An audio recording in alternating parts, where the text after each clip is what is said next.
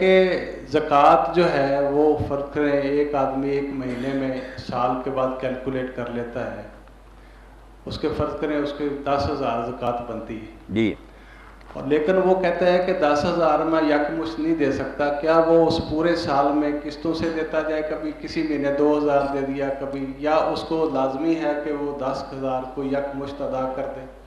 نہیں ڈاکٹر صاحب، دین بہت آسان ہے، اس میں ایسی کوئی تنگی نہیں، کوئی پیشگی دے دے۔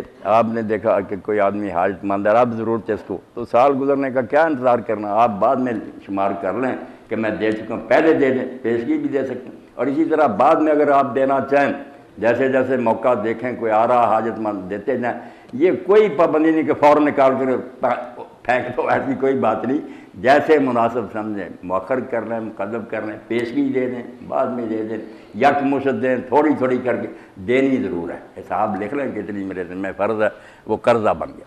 جی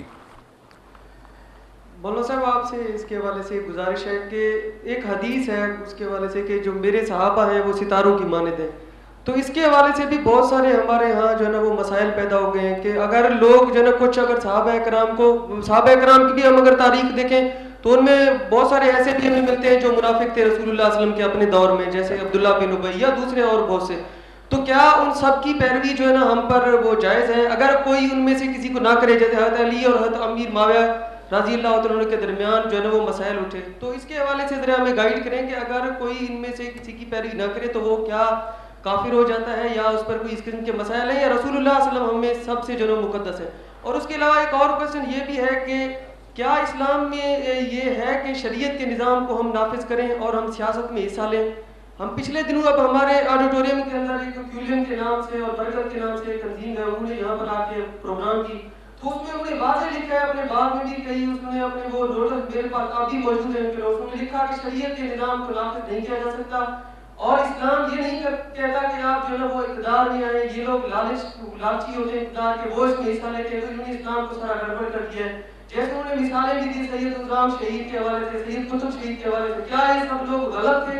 اور کیا اسلام میں اس قسم کا کچھ نہیں ہے کہ شریعت کو ہم نافذ کر سکتے ہیں، نہیں کر سکتے؟ اگر ان کے یہ عقائد ہیں تو کیا ہمیں یہ چاہیے کہ ہم ان کو اتنا اسٹیج مہیا کریں، ان کو اتنے جو ہے وہ فیور کریں، ان کو انکریج کریں کہ وہ آگے آئیں اور اس قسم کے مسائل مزید دین کو جو ہے وہ الجھا دیں؟ میں بہت پسند کرتا ہوں کہ بچے ان کے دلوں میں جو کچھ ہے نا کھول کر کہیں، یہی ظلم ہے کہ ہم بچوں کو ان کے دل کی بات نہیں کہنے دیتے۔ اگر آپ کا یقین نہیں کہ کوئی خدا ہے، آپ دل سے سمجھے بیٹھیں کوئی نہیں یار یہ باتیں بنی ہوئی، آپ کو کھول کر کہنا چاہیے، اور کسی کو نہیں کہنا چاہیے کہ آپ کافر ہیں، ملحد بے دین ہے، تسلی کرانی چاہیے کہ بیٹا اس دلیل پر غور کرو۔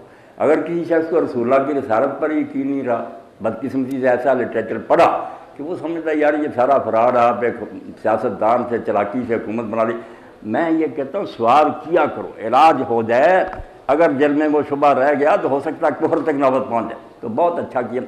تو حدیث پاک کے بارے میں جو آپ نے پوچھا نا میرے بچے، کیا صحابی کا نجوم بیائی ہے مقتدیات بہتر، یہ عموماً لوگ بیان کرتے رہتے ہیں کہ حضور نے فرمایا میرے اصحاب ستاروں کی طرح ہیں، ان میں سے جس کی بھی پیروی کرو گے ہدایت پاؤ گے۔ آپ یہ دیکھ لیں جیسے آپ یونیورسٹی میں پڑھ رہے ہیں، اور یہ کہ تحقیقی ادارہ، یہاں فضول باتیں نہیں چلتی، ٹھوس باتیں جو لیبارٹری میں ثابت ہو جائیں۔ اسی طرح حدیث کا فن جو ہے نا، اس میں بھی لوگوں نے بہت ملاوٹ کی ہے، مگر شکر ہے شروع سے ہی آ جائیں بیٹا، آگے آ کر بیٹھے، آ جائیں، جگہ ہے، سب بیٹھے سارے، بڑی خوشی ہے مجھے آپ آئے ہیں، سوال کریں۔ تو حدیث پاک کی بہت چھان بین ہوئی ہے، اور الحمدللہ کسی نے یہ خیال نہیں کیا کہ ہمارے حق میں ہے تو چلو اس کو سچی قرار دے دیں، یہ ہمارے خلاف رد نہیں۔ دیانتداری سے ایک گروہ آپ دنیا میں پائیں گے، ورنہ سب نے دیانتداری سے کام دی۔ یہ محدثین کا گروہ اللہ نے ایسا کھڑا کیا جن کا کام تھا کہ حضور کے بارے میں جو بیعت نیریٹ ہو گئی کہ لوگ کہتے ہیں حضور نے یہ فرمایا، یہ انہوں نے طرفداری نہیں کی، سنی ہیں شیعہ کوئی ہیں، پوری ایمانداری سے جانتا کہ بیان کرنے والے سچے، ان کے حافظے ٹھیک ہیں، دیانت کا کیا حال ہے۔ اس لیے یہ روایت جو مشہور ہے نا، مولوی حضرات ہی بیان، بالکل اس کو کذب، موضوع، باطل کرا دی، جھوٹ، من گڑت، ایسی بات حضور نے کوئی نہیں کہی۔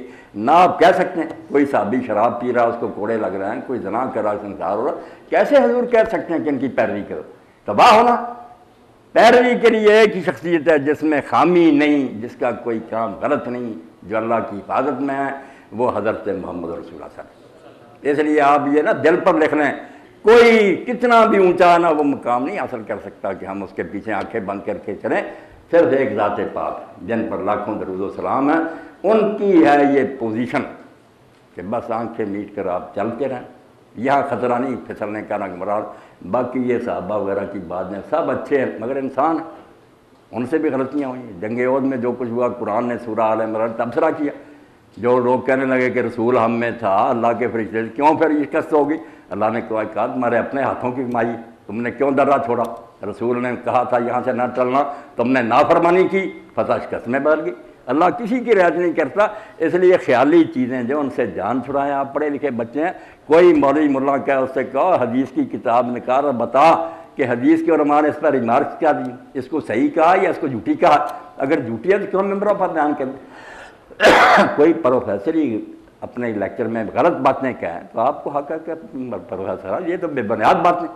اسی طرح علماء سے مطالبہ کرو کہ جو کہہ رہے ہو اس کو مستند ثابت کرو، یہ نہیں کہ کسی کتاب میں لکھ دیا تو وہ وہی ہوگی۔ یہ قرآن ہے، ان کتابوں میں صحیح بھی ہیں، موضوع ہیں، ضعیف ہیں، مکروہ، کئی قسمیں ہیں روایتوں کی۔ جب صحیح طریقے سے ثابت ہو جائے گا نا، حضور نے فرمایا پھر ہم سر جھکائیں گے۔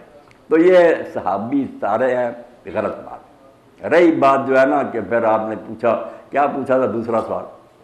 وہ جو آئے کہ یہ کوئی بزرگ آئے، انہوں نے بیان کیا کہ اسلام کا سیاست سے کوئی تعلق نہیں، شریعت سے نافذ کرنے کے لیے۔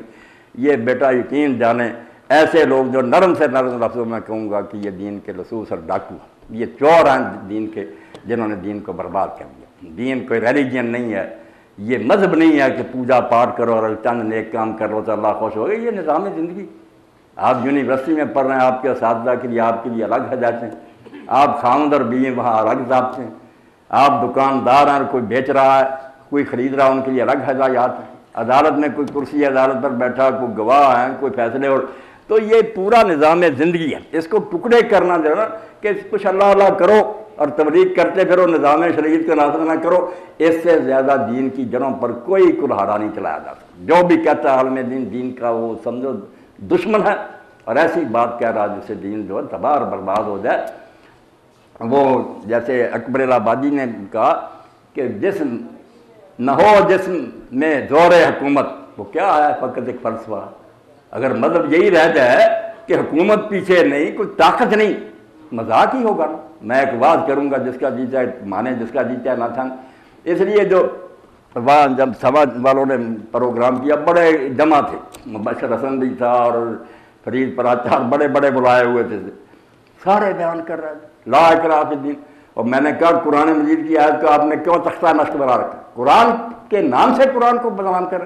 تو ڈاکٹر مبشر حسن نے کہا کہ آپ سن رہے ہیں؟ میں نے کہا پلے باندھو، اسلام میں اقرار نہیں ہے، چوری کرو گے ہاتھ کر جائے گا، زانی و سنسار ہوگے، نماز نہیں پڑھتے یا ابو حنیفہ کہیں حد سے دوام، قید میں رکھو ہمیشہ، یا باقی امام کہتے قتل کر۔ اس دین کو کہتے کہ اس میں جبر نہیں ہے، جو جی چاہے کرو، کوئی عقل کرو۔ کہنے لگے پھر بات کیا ہوئی؟ میں نے کہا بات یہ ہے کہ اسلام میں داخل کرنے کے لیے جبر نہیں ہے۔ ہم یہ نہیں کریں گے کہ لوگوں کو زبردستی کلمہ پڑھائیں، یہ بیکار ہے، اس سے دین میں کوئی داخل ہی نہیں ہو۔ ہم تلوار رکھ دیں گے، وہ کلمہ پڑھ دے گا، ہو گیا مسلمان، اس نے زبان سے کہہ دیا، اس کے دل کے اندر تو ایمان نہیں۔ اللہ نے کہا یہ کام چھوڑو، نہ اس کا فائدہ ہے، نہ میں قبول کروں گا۔ دین میں داخل ہونے کی جیسے فوج میں بھرتی لازمی نہیں ہے، مگر ہو جائے کوئی، اور پھر کیا میں ڈسپلن کی پابندی نہ کروں، کورٹ مارشل ہوگا پھر۔ اس لیے مسلمان نہیں ہونا چاہتے دفاع نہیں، جنت تمہیں چاہیے نہ لو، مگر اگر داخل ہو جاؤ اور کہو کہ اسلام مذاق ہے، جس کا جی چاہے وہ گانے سنیں، جس کا چاہے شراب پیے، اسلام میں کوئی اقرار، جھوٹ بولتے۔ تو ڈاکٹر مبشر نے وہ پروگرام اب بھی آتا تھا وہاں پر، سب نے کہا، مفتی صاحب جو آج نے سمجھایا، جہاد پر بھی بول رہے تھے اور کہہ رہے تھے کہ حضور نے فرمایا چھوٹے جہاد سے بڑے، اس سے بھی بڑا جھوٹ کوئی نہیں۔ کب حضور نے یہ فرمایا تھا؟ اور جو جہاد اکبر جان دینا، اس کو تم صوفیوں نے گاڑ لیا کہ یہ چھوٹا جہاد ہے، اور جو اللہ اللہ کرنا جانا میرا جہاد، یہ بھی حدیث مشہور ہے۔ تو حدیث پاک میں بڑی ملاوٹ۔ آپ تو ڈاکٹر حضرات ہے، اس پر پی ایچ ڈی چاہیے کہ ڈھونڈے کہ یہ بات حضور نے کہی دی ہے، کبھی نہیں ایسی بات کہی۔ دین بیٹا نظام چاہتا ہے، حکومت چاہتا ہے، نہ ہو مذہب میں گر زور حکومت، تو وہ کیا ہے فقط فلسفہ رہ جائے گا، خیالی باتیں، اس کا اثر تو کوئی نہیں ہوگا۔ طاقت ہونی چاہیے پیچھے. دنیا میں اگر طاقت نہیں نا خرچ کرنی تو ان داروں